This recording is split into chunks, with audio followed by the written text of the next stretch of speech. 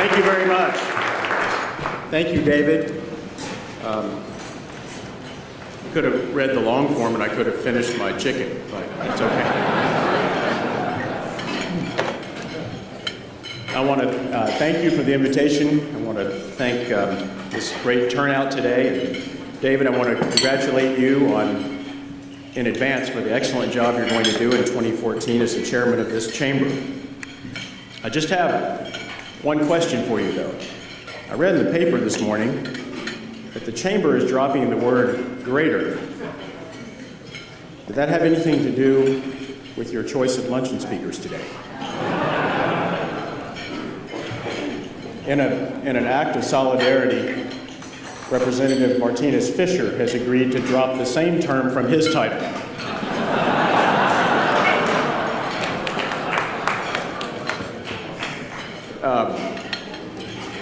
Before we start, I just want to put your minds at ease about something. I know that the trend among Texas politicians, or at least some Texas politicians recently, is to talk for hours and hours. I will make you a promise right up front that I will not speak until I can no longer stand. I just hope you're still sitting when I'm finished. But I especially want to thank the members of the legislature who were recognized earlier today for joining us today and for their joining in with chamber leadership before this lunch for a roundtable discussion and a press conference in support of Proposition 6, the water constitutional amendment that I'll get to in just a few moments. We have a remarkable and diverse delegation that represents this community in the Texas House and the Senate. In fact, I say some of the very brightest minds in the legislature come from Bexar County. And I know that may not sound like effusive praise, but in this case, it really is true. I also want to thank my wife, Julie, for being here today. She has been an incredible source of support and encouragement for the years that I've had the privilege of representing Bexar County in the Texas House. And especially since I've had the privilege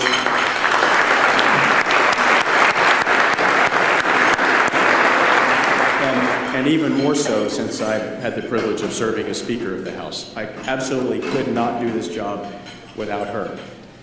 Now, I've always imagined that one of the great things about being a political spouse, and probably the only great thing about it, is that you can say things to the office holder that most people would be afraid to say.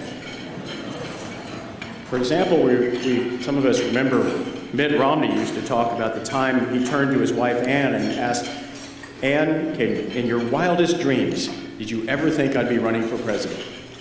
She quickly said, "Mitt, you're not in my wildest dreams."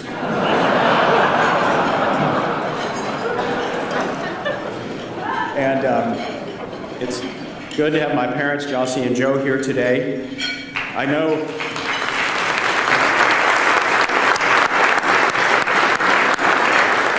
know in their wildest dreams they never thought they'd have to pay to come see me.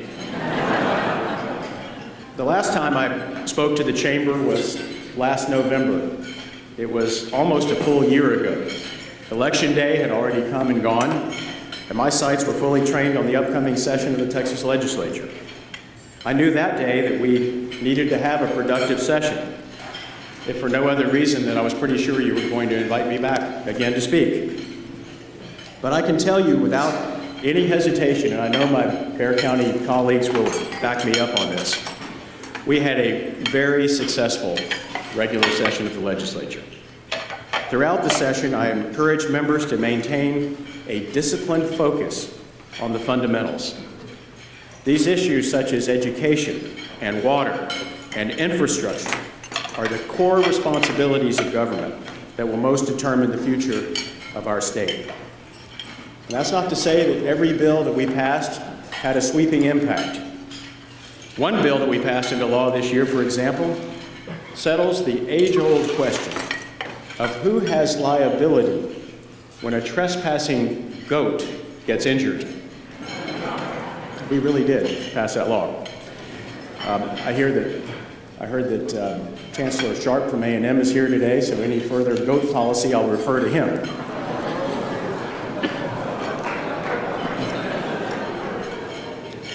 Two years ago, we regulated the shooting of wild pigs from helicopters. We called that one the pork chopper bill. But on the biggest issues of the day, the Texas House kept its focus and we delivered significant results.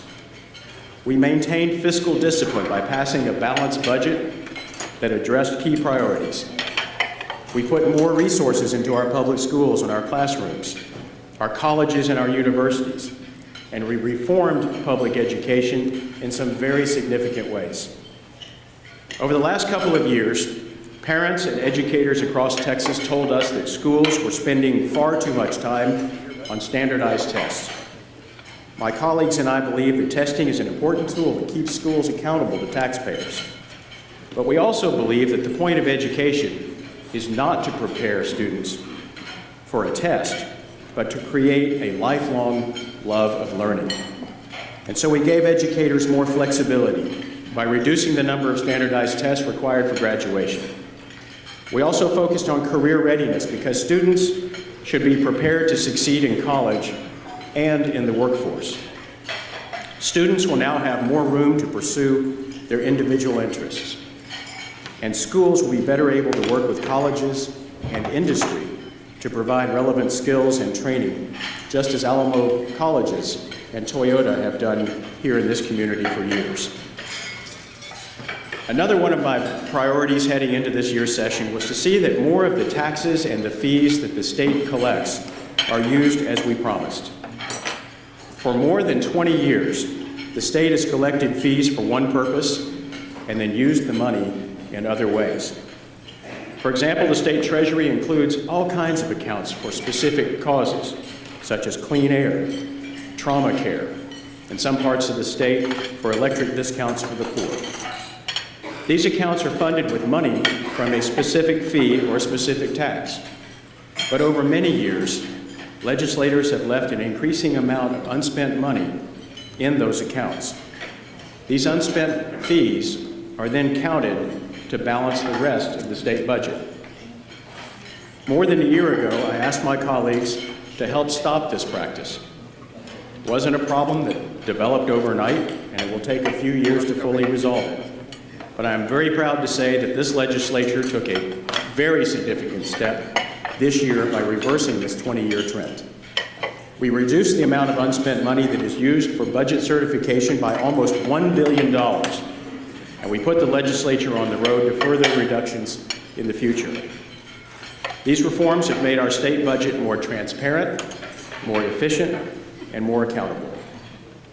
And just like our efforts to reduce standardized testing, they received strong bipartisan support in the legislature. A diverse coalition of House members also voted to address our state's water needs. As everyone here in this room and in this community knows, our population growth has put a severe strain on our water supply. So has the punishing drought that's plagued our state for over 2 years. Today, nearly 90% of our state is still in drought. As our state climatologist has said, our reservoirs are currently storing 18 million acre-feet of water and 13 million acre-feet of air. These conditions have forced strict limits on water use throughout the entire state of Texas. The Edwards Aquifer remains in Stage 3 restrictions for the San Antonio portion and Stage 5 restrictions, the most severe level, for the Uvalde portion. In addition to limits on water use today, the lack of water in Texas threatens our ability to attract job creators in the years to come. For more than half a century, we've had a state water plan. 2 decades ago, legislators took a very positive step by revising that plan with input from local leaders across the entire state. But it has never been fully implemented, and it's never been funded. This year, the legislature created a revolving fund to help local communities finally implement that plan. Without raising taxes, The fund will provide a long-term water supply for cities, for industry, and for farms. The exact kind of sustainable solution that this chamber called for in its legislative agenda. As you may remember from the news coverage at the time, this water plan didn't exactly sail through the legislature. Critics argued that bold action was not required, that we should instead take small steps. Some said we should take no steps at all. According to this point of view, the primary job of a legislator is not to solve problems, but simply to say no. Now, as a lifelong Republican, I strongly believe in limited government, but I also know a crisis when I see one, and that's exactly what our water shortage has become. Because of this crisis, water was my top priority in the session, and I encourage members to work across partisan and regional lines to come up with a proactive solution. Ultimately, I believe we did just that, developing a responsible approach to our long-term water needs.